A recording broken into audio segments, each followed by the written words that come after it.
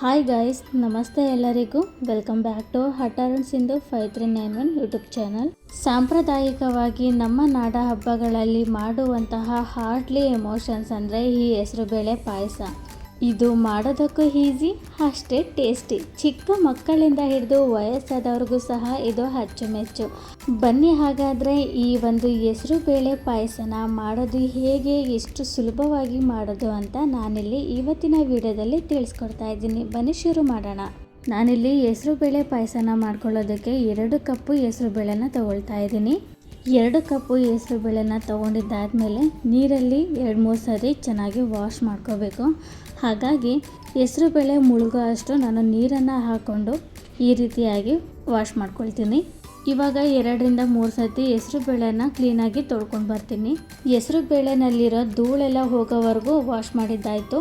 ಹೆಸರುಬೇಳೆನ ತೊಳೆದಿದ್ದಾದಮೇಲೆ ಬೇಳೆನ ಸ್ವಲ್ಪ ಹೊತ್ತು ಹುರ್ಕೊಳ್ಬೇಕು. ಹಾಗಾಗಿ ನಾನು ಕುಕ್ಕರ್ನಲ್ಲಿ ಡೈರೆಕ್ಟಾಗಿ ಹೆಸರುಬೇಳೆನ ಹಾಕ್ಕೊಳ್ತಾ ಇದ್ದೀನಿ. ಹಾಗೆಯೇ ಸ್ಟವ್ ಆನ್ ಮಾಡಿಕೊಂಡು ಲೋ ಟು ಮೀಡಿಯಮ್ ಫ್ಲೇಮಲ್ಲಿ ಇಟ್ಕೊಂಡು ಇದನ್ನು ಸ್ವಲ್ಪ ಹೊತ್ತು ಹುರ್ಕೊಳ್ಬೇಕು. ಹೆಸರುಬೇಳೆನ ಒಂದು ಅರ್ಧ ಹುರ್ಕೊಂಡಿದ್ದಾದಮೇಲೆ ಸ್ವಲ್ಪ ತುಪ್ಪ ಹಾಕ್ಕೊಂಡು ಇನ್ನೊಂದು ಸ್ವಲ್ಪ ಫ್ರೈ ಮಾಡ್ಕೊಳ್ಬೇಕು. ತುಪ್ಪ ಹಾಕ್ಕೊಂಡು ಹುರ್ಕೊಳ್ಳೋದ್ರಿಂದ ಬೇಳೆಗಳು ತಳ ಹಿಡಿಯೋದಿಲ್ಲ, ಹಾಗೆಯೇ ಸ್ವಲ್ಪ ಹುರಿದಿರೋ ಘಮ ಕೂಡ ಬರುತ್ತೆ. ಸೊ ಅದಕ್ಕೆ ಸ್ವಲ್ಪ ತುಪ್ಪ ಹಾಕ್ಕೊಂಡು ನಾನು ಈ ರೀತಿಯಾಗಿ ಫ್ರೈ ಮಾಡ್ಕೊಳ್ತಾ ಇದ್ದೀನಿ. ನೀವು ನೋಡ್ಬೋದು ಫಸ್ಟಿಗೆ ಸ್ವಲ್ಪ ತಳ ಹಿಡಿತಾ ಇತ್ತು, ಅದಾದಮೇಲೆ ತಳ ಹಿಡಿತಾ ಇಲ್ಲ. ಈಗ ನೋಡ್ಬೋದು ಇದು ಸ್ವಲ್ಪ ಫ್ರೈ ಆಗಿದೆ ಅಂದರೆ ಸ್ವಲ್ಪ ಹುರ್ಕೊಂಡಿದ್ದೀನಿ. ಇವಾಗ ಹುರಿದಿರುವಂಥ ಹೆಸರು ಬೇಳೆನ ಬೇಯಿಸ್ಕೊಳ್ಳೋದಕ್ಕೆ ಇದೇ ಕುಕ್ಕರಿಗೆ ನಾನು ನೀರನ್ನು ಹಾಕ್ಕೊಳ್ತಾ ಇದ್ದೀನಿ. ಇಲ್ಲಿ ಹೆಸರು ಬೇಳೆ ಬೇಯಿಸ್ಕೊಳ್ಳೋದಕ್ಕೆ ಎಷ್ಟು ನೀರು ಬೇಕಾಗುತ್ತೋ ಅಷ್ಟು ನೀರನ್ನು ಹಾಕ್ಕೊಂಡು ಫಸ್ಟಿಗೆ ಒಂದು ಸರ್ತಿ ಈ ರೀತಿಯಾಗಿ ಕೈ ಆಡಿಬಿಟ್ಟು ಸೈಡಲ್ಲೆಲ್ಲ ಅಂಟಿರೋದೆಲ್ಲ ಕೈ ಆಡಿಬಿಟ್ಟು ಒಂದು ಸ್ವಲ್ಪ ಹೊತ್ತು ಹಾಗೆ ಬಿಟ್ಟರೆ ಇಮಿಡಿಯೇಟ್ಲಿ ಒಂದು ಕುದಿ ಅನ್ನೋದು ಬರುತ್ತೆ. ನಿಮಗೆ ಕಾಣಿಸ್ತಿದೆಯಲ್ಲ, ಈ ರೀತಿಯಾಗಿ ಕುದಿ ಬರುತ್ತೆ. ಅದಾದಮೇಲೆ ನಾವು 2-3 ಸತಿ ನಾನು ವಿಸಿಲ್ ತೆಗಿತಾ ಇದ್ದೀನಿ. ನೋಡ್ತಾ ಇದ್ದೀರಲ್ವಾ, 2-3 ವಿಸಿಲ್ ಆಗಿದೆ. ಇದನ್ನು ಇವಾಗ ತಣ್ಣಗಾಗೋದಕ್ಕೆ ಬಿಟ್ಟು ಪಾಯಸ ಒಗ್ಗರಣೆಗೆ ಡ್ರೈ ಫ್ರೂಟ್ಸ್ ಎಲ್ಲ ಹುರ್ಕೊಳ್ಬೇಕಲ್ವ. ಸೊ ಹಾಗಾಗಿ ಬಾಣಲಿ ಇಟ್ಟಿದ್ದೀನಿ. ಬಾಣಲಿ ಬಿಸಿ ಆಗ್ತಾ ಇದ್ದಂಗೆ ತುಪ್ಪನೂ ಕೂಡ ಹಾಕ್ಕೊಂಡಿದ್ದೀನಿ. ಎಷ್ಟು ಬೇಕೋ ಅಷ್ಟು ತುಪ್ಪನ ಹಾಕ್ಕೊಳ್ಬೋದು ಧಾರಾಳವಾಗಿ. ಇಲ್ಲಿ 3 ತರಹದ ಡ್ರೈ ಫ್ರೂಟ್ಸ್ ತೊಗೊಂಡಿದ್ದೀನಿ. ಒಂದು ಬಾದಾಮಿ, ಗೋಡಂಬಿ ಹಾಗೆ ದ್ರಾಕ್ಷಿ. ಇಲ್ಲಿ ನಾನು ಹಸಿ ಕೊಬ್ಬರಿನ ತೊಗೊಂಡಿದ್ದೀನಿ. ಹಾಗೆಯೇ ಇಷ್ಟು ಸಣ್ಣದಾಗಿ ನಾನು ಕಟ್ ಮಾಡ್ಕೊಂಡಿದ್ದೀನಿ. ಈಗ ತುಪ್ಪದಲ್ಲಿ ಹುರ್ಕೊಳ್ಳೋಣ ಬನ್ನಿ. ಬಾದಾಮಿನ ನಾನು 1/2 ಭಾಗವಾಗಿ ಕಟ್ ಮಾಡ್ಕೊಂಡಿದ್ದೀನಿ. ಹಾಗೆ ಇವೆಲ್ಲವನ್ನು ಕೂಡ ಲೋ ಟು ಮೀಡಿಯಮ್ ಫ್ಲೇಮಲ್ಲಿ ನಾವು ಹುರ್ಕೋಬೇಕಾಗತ್ತೆ. ಸೊ ಹಾಗೆಯೇ ಲೋ ಟು ಮೀಡಿಯಮ್ ಫ್ಲೇಮಲ್ಲಿ ನಾನು ಸಹ ಇಟ್ಟು ಹುರ್ಕೊಳ್ತಾ ಇದ್ದೀನಿ. ಬಾದಾಮಿನ ಇವಾಗ ಫ್ರೈ ಮಾಡ್ಕೊಂಡಿದ್ದೀನಿ. ಇದನ್ನು ಒಂದು ಸಪ್ರೇಟು ಬೌಲ್ನಲ್ಲಿ ಹಾಕ್ಕೊಳ್ತಾ ಇದ್ದೀನಿ.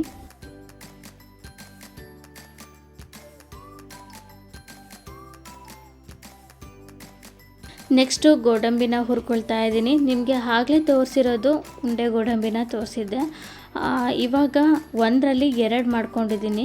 ಅಂದರೆ ಉಂಡೆ ಗೋಡಂಬಿನ 2 ಭಾಗವಾಗಿ ಕಟ್ ಮಾಡ್ಕೊಂಡ್ಬಿಟ್ಟು ನಾನಿಲ್ಲಿ ಫ್ರೈ ಮಾಡ್ಕೊಳ್ತಾ ಇದ್ದೀನಿ.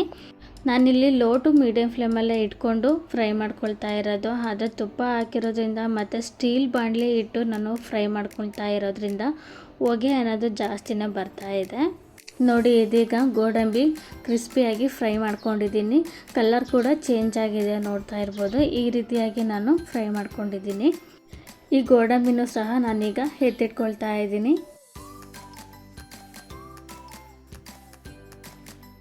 ಗೋಡಂಬಿನೂ ಸಹ ಹುರಿದು ಎತ್ತಿಟ್ಕೊಂಡೆ. ಈಗ ಇದೆ ಬಾಣಲಿಗೆನೆ ದ್ರಾಕ್ಷಿನೂ ಹಾಕ್ಕೊಂಡಿದ್ದೀನಿ. ಆದರೆ ನಾನಿಲ್ಲಿ ಸ್ಟವ್ನ ಆನ್ ಮಾಡ್ಕೊಂಡಿಲ್ಲ, ಆಫ್ ಮಾಡ್ಕೊಂಡಿದ್ದೀನಿ. ಯಾಕಂತಂದರೆ ತುಪ್ಪ ಸ್ವಲ್ಪ ಜಾಸ್ತಿನೇ ಕಾದಿತ್ತು. ದ್ರಾಕ್ಷಿ ಹಾಕ್ಬಿಟ್ರೆ ತುಂಬ ಬೇಗ ಕಪ್ಪಾಗಿಬಿಡುತ್ತೆ ಅಂತೇಳಿ ನಾನು ಆಫ್ ಮಾಡ್ಕೊಂಡಿದ್ದೆ. ಈಗ ಆನ್ ಮಾಡ್ಕೊಂಡಿದ್ದೀನಿ. ತುಂಬ ಬೇಗನೆ ಕಪ್ಪಾಗಿಬಿಡುತ್ತೆ ದ್ರಾಕ್ಷಿ, ಅದಕ್ಕೋಸ್ಕರ ನೋಡಿ ಲೋ ಫ್ಲೇಮಲ್ಲೇ ಇಟ್ಕೊಂಡು ಈಗ ಹುರ್ಕೊಳ್ತಾ ಇದೆ. ಒಂದೊಂದೇ ದ್ರಾಕ್ಷಿ ಕಲರ್ ಚೇಂಜ್ ಆಗ್ತಾ ಇದೆ ನೋಡಿ. ಈ ಮಟ್ಟಿಗೆ ನಾವು ಫ್ರೈ ಮಾಡ್ಕೋಬೇಕಾಗತ್ತೆ ದ್ರಾಕ್ಷಿನ, ಇಲ್ಲಾಂತಂದರೆ ಬೇಗ ಕಪ್ಪಾಗಿಬಿಡುತ್ತೆ. ದ್ರಾಕ್ಷಿನ ತಗೊಳ್ಳೋದಕ್ಕೆ ಇದು ಇವಾಗ ಕರೆಕ್ಟಾಗಿ ಫ್ರೈ ಆಗಿದೆ. ಹಾಗಾಗಿ ನಾನು ಇದನ್ನು ಕೂಡ ಎತ್ತಿಟ್ಕೊಳ್ತಾ ಇದ್ದೀನಿ. ಇದು ನೋಡಿ, ಈಗ ದ್ರಾಕ್ಷಿ, ಗೋಡಂಬಿ ಮತ್ತು ಬಾದಾಮಿ ಈ 3 ಸಹ ನಾನು ತುಪ್ಪದಲ್ಲಿ ಹುರಿದು ಎತ್ತಿಟ್ಕೊಂಡಿದ್ದೀನಿ. ದ್ರಾಕ್ಷಿ, ಗೋಡಂಬಿ, ಬಾದಾಮಿ ಎಲ್ಲದನ್ನು ಹುರ್ಕೊಂಡಿದ್ದಾದಮೇಲೆ ಇದೇ ಬಾಣಲಿಗೆ ನಾನು ಬೆಲ್ಲನ ಕರಗಿಸ್ಕೊಳ್ತಾ ಇದ್ದೀನಿ. ಹಾಗಾಗಿ ಬೇಕಾದಷ್ಟು ನೀರನ್ನು ಹಾಕ್ಕೊಳ್ತಾ ಇದ್ದೀನಿ. ಸುಮಾರು ನಾನಿಲ್ಲಿ 2 ಲೋಟ ಅಷ್ಟು ನೀರನ್ನು ಹಾಕ್ಕೊಂಡಿದ್ದೀನಿ. ನೋಡಿ, ಹೆಸರುಬೇಳೆ ಪಾಯಸ ಜಾಸ್ತಿ ಸ್ವೀಟ್ ಆಗಬಾರ್ದು, ಕಡಿಮೆನೂ ಸ್ವೀಟ್ ಆಗಬಾರ್ದು ಅಂತ ಅಂದರೆ ಇಲ್ಲಿ ಸರಿಯಾದ ಪ್ರಮಾಣದಲ್ಲಿ ನಾವು ಹೆಸರುಬೇಳೆ ಮತ್ತು ಬೆಲ್ಲನ ತಗೊಳ್ಬೇಕಾಗತ್ತೆ. ಆದರೆ ನಾನಿಲ್ಲಿ ಉಂಡೆ ಬೆಲ್ಲನ ತಗೊಂಡಿರೋದ್ರಿಂದ 3 ಕಪ್ಪು ಬೆಲ್ಲನ ಹಾಕ್ಕೊಳ್ತಾ ಇದ್ದೀನಿ. ಹೆಸರುಬೇಳೆ 2 ಕಪ್ಪು ತೊಗೊಂಡಿರೋದು, ನಾನಿಲ್ಲಿ 3 ಕಪ್ಪು ಬೆಲ್ಲನ ಹಾಕ್ಕೊಂಡಿದ್ದೀನಿ. ಉಂಡೆ ಬೆಲ್ಲನ ತಗೊಂಡಿರೋದ್ರಿಂದ ಅಂದರೆ ಆನೆ ಬೆಲ್ಲನ ತಗೊಂಡಿರೋದ್ರಿಂದ ಬೆಲ್ಲದ ಉಂಡೆ ಸ್ವಲ್ಪ ದೊಡ್ಡದಾಗೇ ಇರುತ್ತೆ. ಹಾಗಾಗಿ 3 ಕಪ್ಪು ಬೆಲ್ಲನ ಬಳಸ್ತಾ ಇದ್ದೀನಿ. ಬೆಲ್ಲನ ಕಂಪ್ಲೀಟಾಗಿ ಕರಗಿಸ್ಕೊಳ್ಬೇಕು. ಇಲ್ಲಿ ಪಾಕ ರೀತಿ ಏನು ತೆಗಿಯೋದು ಬೇಕಾಗಿಲ್ಲ, ಜಸ್ಟ್ ಬೆಲ್ಲ ಪೂರ್ತಿಯಾಗಿ ಕರಗಿದ್ರೆ ಸಾಕಾಗುತ್ತೆ. ಇವಾಗ ಇದನ್ನು ಕಂಪ್ಲೀಟಾಗಿ ಬೆಲ್ಲ ಕರಗೋದಕ್ಕೆ ಬಿಡ್ತಾ ಇದ್ದೀನಿ. ಬೆಲ್ಲ ಕರಗೋ ಅಷ್ಟರೊಳಗೆ ಹಸಿ ಕೊಬ್ಬರಿನ ತೊಗೊಂಡಿದ್ವಲ್ಲ ಅದನ್ನು ಮಿಕ್ಸಿಗೆ ಹಾಕ್ಕೊಂಡು ಸ್ವಲ್ಪ ತರಿಯಾಗಿ ನಾನು ರುಬ್ಕೊಂಬರ್ತೀನಿ. ನೋಡಿ, ಹಸಿ ಕೊಬ್ಬರಿನೂ ಸಹ ಈ ರೀತಿಯಾಗಿ ತರಿಯಾಗಿ ನಾನು ರುಬ್ಕೊಂಡಿದ್ದೀನಿ. ಇದನ್ನ ಇವಾಗ ಪಕ್ಕಕ್ಕೆ ಎತ್ತಿಟ್ಕೊಳ್ಳೋಣ. ಇಲ್ಲಿ ನಾನು ನಿಮಗೆ ತೋರಿಸ್ತಾ ಇರೋದು ಕಂಪ್ಲೀಟಾಗಿ ಕುಕ್ಕರ್ ಕೂಲ್ ಆದಮೇಲೆ ಓಪನ್ ಮಾಡಿ ನಿಮಗೆ ತೋರಿಸ್ತಾ ಇದ್ದೀನಿ. ನೋಡ್ತಾ ಇರ್ಬೋದು ನೀವಿಲ್ಲಿ ಕಂಪ್ಲೀಟಾಗಿ ಎಷ್ಟು ಚೆನ್ನಾಗಿ ಸ್ಮೂತಾಗಿ ಹೆಸರುಬೇಳೆ ಬೆಂದ್ಕೊಂಡಿದೆ. ಹೆಸರುಬೇಳೆ ಪಾಯಸ ಅಂತಂದರೆ ಈ ರೀತಿಯಾದ ಕನ್ಸಿಸ್ಟೆನ್ಸಿನಲ್ಲಿ ಇರಬೇಕು. ಇನ್ನೂ ಸ್ವಲ್ಪ ತೆಳುವಾಗಿ ಬೇಕು ಅಂತಂದರೆ ನಾವು ಹೇಗಿದ್ರೂ ಬೆಲ್ಲದ ಪಾಕದ ನೀರು ಹಾಕ್ಕೊಳ್ತೀವಲ್ವ, ಸೊ ಅದನ್ನು ಹಾಕ್ಕೊಳ್ಳೋದ್ರಿಂದ ಎಷ್ಟು ತೆಳುವಾಗಿ ಬೇಕೋ ಎಷ್ಟು ಗಟ್ಟಿಯಾಗಿ ಬೇಕೋ ಅನ್ನೋದನ್ನು ನಾವು ನೋಡ್ತಾ ಸೇರಿಸ್ಕೊಂಡು ಹಾಕ್ಕೊಳ್ಬೇಕಾಗುತ್ತೆ ಬೆಲ್ಲದ ಪಾಕನ. ಇಲ್ಲಿ ಬೇಯಿಸಿರುವಂತಹ ಹೆಸರುಬೇಳೆ ಮತ್ತು ಬೆಲ್ಲದ ಪಾಕನ ಮಿಕ್ಸ್ ಮಾಡ್ಕೊಳ್ಳೋದಕ್ಕೆ ಬೇರೆ ಒಂದು ದೊಡ್ಡದಾದಂತಹ ಬಾಣಲಿನ ಇಟ್ಕೊಂಡಿದ್ದೀನಿ. ಇಲ್ಲಿ ಬೇಯಿಸಿರುವಂತಹ ಹೆಸರುಬೇಳೆನ ಇನ್ನೊಂದು ಬಾಣಲಿನಲ್ಲಿ ಟ್ರಾನ್ಸ್ಫರ್ ಮಾಡಿಕೊಂಡು ಇದಕ್ಕೇನೆ ನಾನಿಲ್ಲಿ ಕರಗಿಸಿ ಇಟ್ಕೊಂಡಿರುವಂತಹ ಬೆಲ್ಲದ ಪಾಕನ ಸೋದಿಸ್ಕೊತ ಹಾಕ್ಕೊಳ್ತಾ ಇದ್ದೀನಿ ಹೆಸರುಬೇಳೆನಲ್ಲಿ. ನೋಡಿ, ಈ ರೀತಿಯಾಗಿ ನಾವು ಸೋದಿಸ್ಕೋಬೇಕು. ಕರಗಿಸಿ ಹಾಕೊಳ್ಳೋದ್ರಿಂದ ಒಂದು ಅಡ್ವಾಂಟೇಜ್ ಇದೆ. ಅದರಲ್ಲಿ ಏನಾದರೂ ಕಲ್ಲು ಮಣ್ಣು ಕಸ ಕಡ್ಡಿ ಏನಾದರೂ ಇತ್ತು ಅಂತಂದರೆ ಈ ರೀತಿಯಾಗಿ ನಾವು ಸೋದಿಸ್ಕೊಳ್ಳೋದ್ರಿಂದ ಕಸ ಕಡ್ಡಿ ಇರೋದೆಲ್ಲ ನಾವು ತೆಗಿಬೋದು. ಒಂದು ಸರಿ ಇವಾಗ ಚೆನ್ನಾಗಿ ಮಿಕ್ಸ್ ಮಾಡಿಕೊಂಡು ಐ ಫ್ಲೇಮಲ್ಲೇ ಇಟ್ಕೊಂಡು ಚೆನ್ನಾಗಿ ಕುದಿಸ್ಕೊಳ್ಳೋಣ. ಸೊ ನಾನಿವಾಗ ಚೆನ್ನಾಗಿ ಮಿಕ್ಸ್ ಮಾಡ್ಕೊಳ್ತಾ ಇದ್ದೀನಿ. ನೋಡಿ, ಈ ರೀತಿಯಾದ ಸ್ವಲ್ಪ ತೆಳುವಾಗಿ ಇದೆ. ಕುದಿಸ್ಕೊಂಡಿದ್ದಾದಮೇಲೆ ಯಾವ ಕನ್ಸಿಸ್ಟೆನ್ಸಿಗೆ ಬೇಕೋ ಆ ಕನ್ಸಿಸ್ಟೆನ್ಸಿಗೆ ನಾವು ಗ್ಯಾಸ್ನ ಆಫ್ ಮಾಡ್ಕೋಬೋದು. ಮಿಕ್ಸ್ ಮಾಡ್ಕೊಂಡಿದ್ದಾದಮೇಲೆ ನಾನಿಲ್ಲಿ 1.5 ಸ್ಪೂನಷ್ಟು ನಾನು ಏಲಕ್ಕಿ ಪೌಡರ್ನ ಹಾಕ್ಕೊಳ್ತಾ ಇದ್ದೀನಿ.